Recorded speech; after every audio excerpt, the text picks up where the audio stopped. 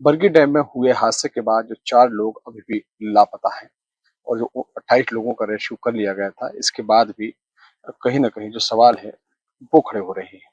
इस समय जो क्रूज़ को जो पानी में समा गया था, उस क्रूज़ को चलाने वाले जो अ, हैं महेश पटेल जी, वो हमारे साथ मौजूद हैं। हम उनसे ही बात करेंगे कि तरह-तरह की बातें हो रही हैं, आपको लेकर चलाने को लेकर के कहीं इंजन खराबी की बात आ रही है, कहीं कहीं बात आ रही है। आखिर ये बताइए कि आप कितने बजे क्रूज़ लेकर निकले थे और क्या पूरी घटना हुई थी? सर मैं निकला था 5:16 में और करीबन मेरे यहाँ रोज 30 से 35 मिनट चल चुका था। 10 मिनट बचा था मुझे वापस लगाने पे। उसी समय अचानक जो भंवरवारी हवा चली और लहर जो उठी, उसमें हमें मौका नहीं मिला कि बोट हम लगाएं, तो हम बोट वहां से कि नहीं कहीं कॉर्नर में लगा लें, बोट वहां पहुंच नहीं पाई। पूरी कोशिश की हमने, लेकिन जहाँ पहुंचना था, मतलब कोई भी कॉर्नर कहीं भी, मतलब घाट के मतलब नदी किनारे बस पहुंच जाए तो वहां से मैं खड़ा करके बस भी चलेंगे तो बस उनको सबको उतार लूंगा, लेकिन वो सब मौका हमें कुदरत ने नहीं दिया और ये हादसा हो गया।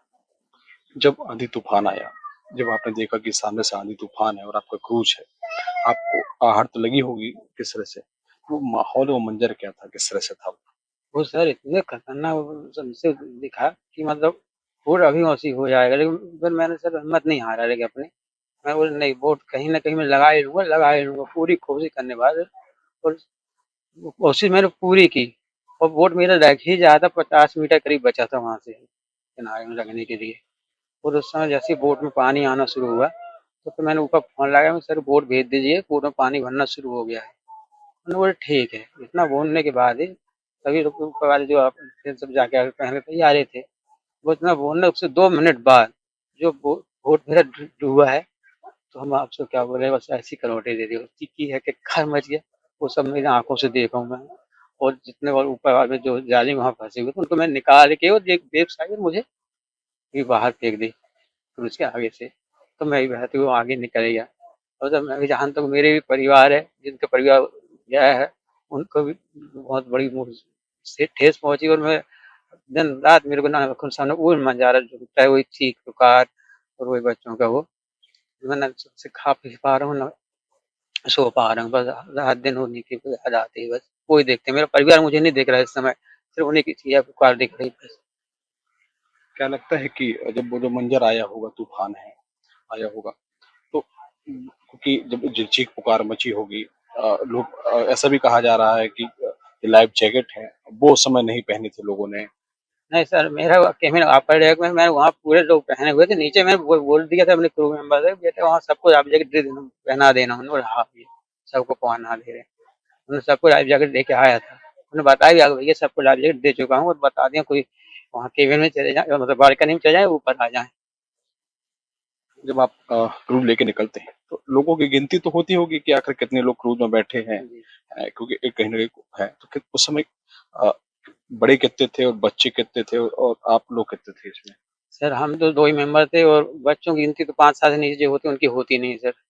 वो तो ना वहाँ रिसेप्शन में होती, ना यहाँ होती, ना गेट में होती है, क्योंकि वो तो दीवारों की टिकट विकट कुछ होती नहीं, उनका नहीं पता था। लेकिन टिकट थी 29, एक रस हुआ था तो 30, 2 हम 32, और मैं वोट निकाला था, स्टार्ट कर दिया था। उस समय शायद किसी के मतलब हमें स्टाफ की पहचान के 5 लोग और आए हुए थे। अब उनकी टिकट थी कि नहीं, ये मुझे नहीं पता था। तो वो बोल रहे हैं कि हम लौट के बनवाते हैं उनकी टिकट कंसेशन करवा के, बस इतना मुझे पता था। तो मतलब कुल मिलाकर 32 और 5 37 लोग हो गए और इसके अलावा बच्चे अलग अलग से हाँ होंगे। जी, बच्चे बच्चे लेकिन एक इंजन को लेकर के बात चल रही है कि एक इंजन खराब था। आपने शायद उसको लेकर के अधिकारियों को बताया भी था कि उसमें कुछ खराबी आ रही है। उसमें खराब ये थी सर कि मतलब वो थोड़ा स्लो चलता था, जैसे अपना ये 1500 आरपीएम चलता है, तो 12 की आरपीएम चलता था। बस इतनी प्रॉब्लम थी, तो लिख के दिए थे हम लोगों ने। तो उन्होंने ही बोले, उन्होंने भोपाल क्या होगा, अब भोपाल से क्या रिपोर्ट आई, ये तो ही बता पाएंगे सर। कितने महीने पहले आपने बताया?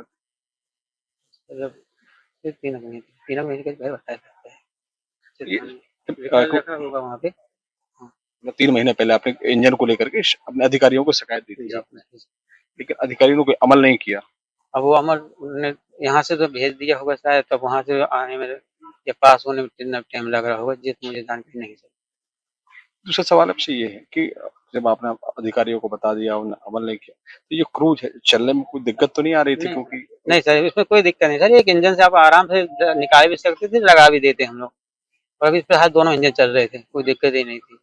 इंजन से या बोर्ड से या किसी भी मेंबर से कोई गलती नहीं सर, गलती से कुदरती कहर से है, उनने हमें बिल्कुल मौका नहीं दिया। चाहता तो 5-10 मिनट बाद भी ये तूफान हवा निकलती है तो हम इतने बोट लग भी जाती हमारी, कुछ नहीं होता। लेकिन बिल्कुल हमें समझने का मौका ही नहीं दिया। मेरे को जितना बना सर मैं जी जान से मतलब पूरी ताकत लगा दी उसको। जब आपने क्योंकि जब कॉल किया होगा, तो जब बचाव दल तो आया होगा, हाँ, तो वो कैसे आए, कैसे बचाव करते किया उन लोगों ने? सर वो मिनी क्रूज़ लेके आए थे, उसमें से जो भी जैसे मतलब लाइफ जैकेट से तैर रहे थे या ये कर रहे थे उनको उठा के अपनी बोट में रखते गए। क्योंकि जो आंधी तूफान जब चल रहा था, तो अलर्ट भी जारी किया गया था कहीं न कहीं। तो इस बात की जानकारी थी कि मौसम विभाग ने जानकारी की है। नहीं, नहीं जी। तो जो अधिकारी वहाँ पर मौजूद थे, उन्हें भी नहीं बताया कि इस तरह का कोई अलर्ट जारी है? नहीं सर।